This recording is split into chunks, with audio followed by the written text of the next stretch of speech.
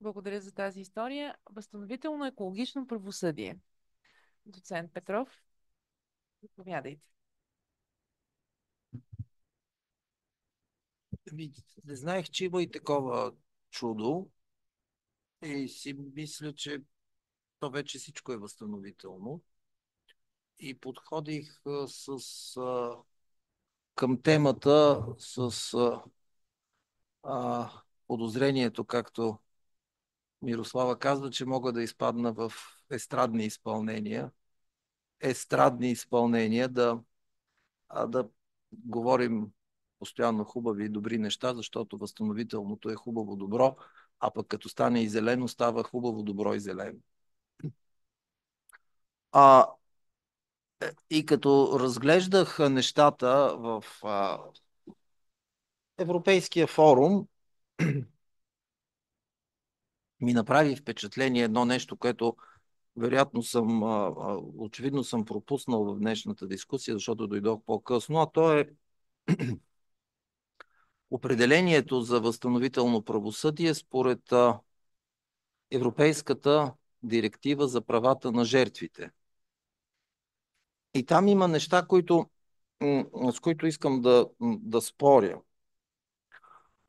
Там се казва, че това е възстановителното правосъдие, нещо, което само по себе си дали имаме разговор дали да е правосъдие или да е нещо друго, е всеки процес, в който жертвата и под причинителят на щетата, бих казал аз, са овластени и са подпомогнати при тяхната свободно съгласие да участват активно в решаването на въпроси, които проистичат от криминалната простъпка, criminal offense, не знам как да го преведа, криминалното, не знам, криминалното действие, криминалната обида, проява, лоша постъпка, криминалната лоша постъпка. И на мен, аз искам да споря, защото е казано нещо важно и едновременно с това е оставено неясно. Какви са въпросите, които проистичат от криминалната беля?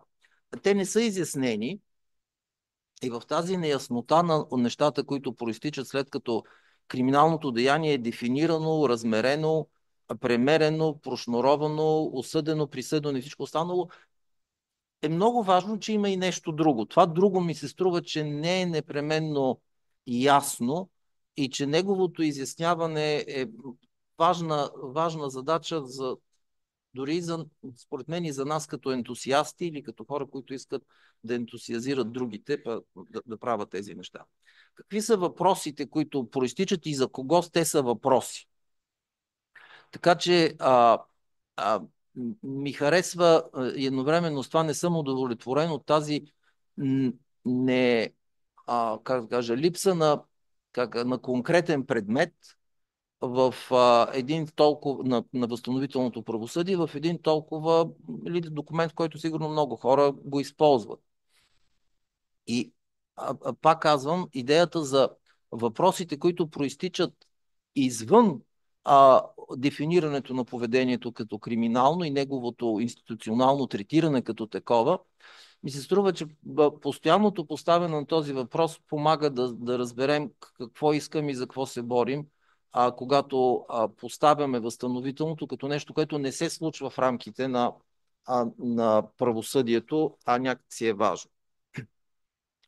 Другото, което ме изненада, е, че екологичното, зеленото възстановително правосъдие не стъпва само на голата поляна на хубостта на възстановителното и още по-голямата хубост на зеленото, а има едни много интересни институционални и може би и правни процеси, правно-научни също така, защото когато се говори за възстановително екологично правосъдие, се говори за зелена криминология. И зелената криминология също може да бъде учебник по криминология, само че подвързан в зелено, но се оказва, че не е така и това е нещо, което отново не знам. Може би в нашата работа можем да направим така, че да го узнаем по-нататъка, но а, в, а, м, в зелената криминология правят разлика между а, щетата, харм, нараняването, увредата, като такова, environmental, като какво е то, околносредско. Да, нараняването, което е различно от престъплението свързано с околната среда. И тази идея това го свързвам с въпросите за разликата между престъплението и вредите, щетите и раняването, на колко места се случват тези ранявания, ми се струва, ми помага да мисля, не да отговоря на въпроса. Какви са аджеба тия въпроси, дето извън това имат нужда да се решават и се не са решени.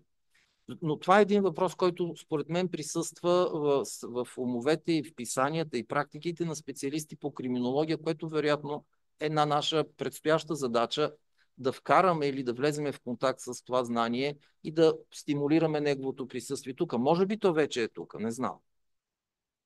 Следващата особено интересно понятие и може би да речем правна практика, стига да не злоупотребявам с думата, е онова, което наричат дълг, задължение за грижа към околната среда, но институционализирана чрез нещо, което срещнах за първи път, пак моя грешка, сигурно тук хората го знаят, омбудсман за бъдещите поколения.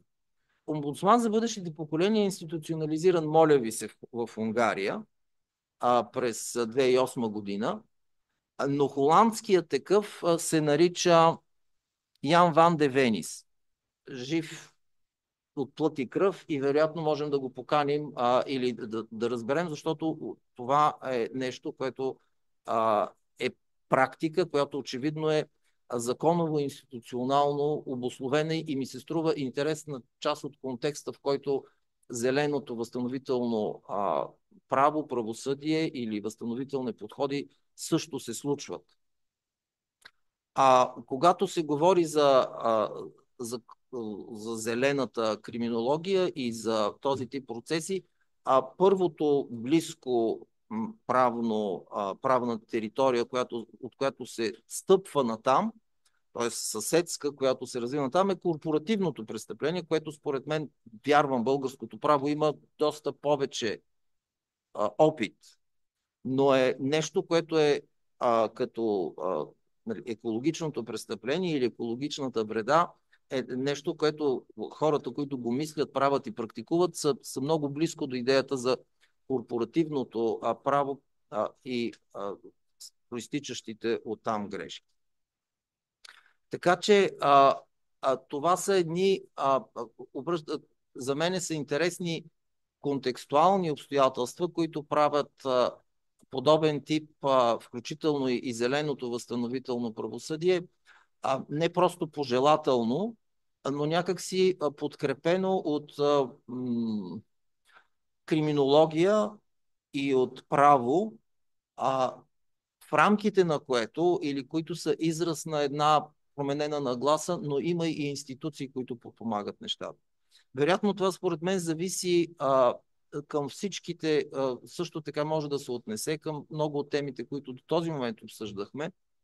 Дали зависи от нашият ентусиазъм, със сигурност зависи, но или нашият ентусиазъм, дали е насочен към практиката, или да е насочен и към практиката, и към неща, които обуславят практиката.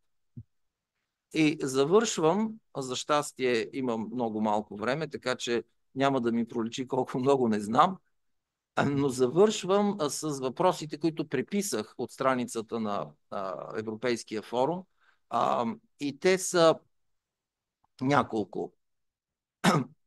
Кои са жертвите при щетите върху околната среда?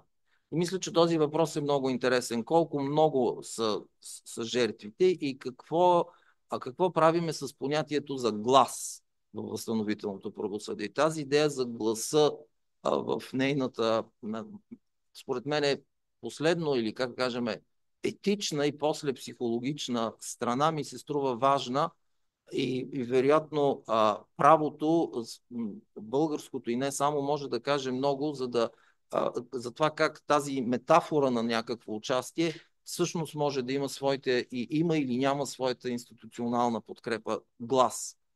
Специално във възстановителното правосъдие не понятието глас в избирателното право, а гласа именно тук, и че гласа също върви с някой, който го чува този глас, и така нататък. Кое всъщност възстановява възстановителния процес? Е един от въпросите, които си задава. И един много важен въпрос, специално в зеленото възстановително правосъдие. Кой да говори от името на бъдещите и от името на миналите поколения?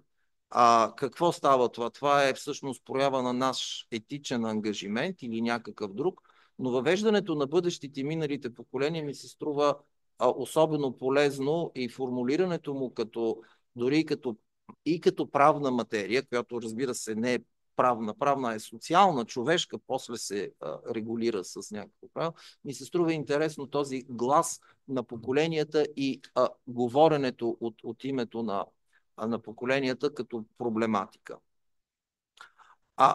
Идеята за поправянето, какво поправяме, кога го поправяме, и особено интересна тема, добре, но има и необратими, невъзстановими щети върху околната среда.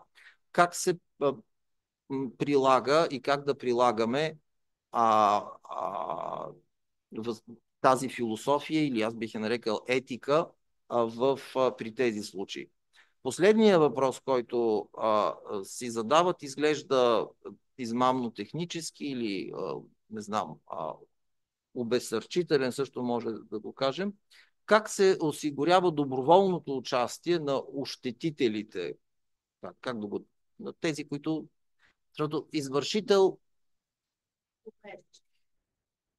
увреждачите. Добре, увреждащи. Мисля, че думите са нещо сложно. Във възстановителните процеси. Това ми се струва, това е последния въпрос, който колегите от Европейския форум са си приписали като важен и който решават. И с това завършвам моето запознаване с материята. Казвам го като запознаващ се, а не като специалист по нещата. Благодаря.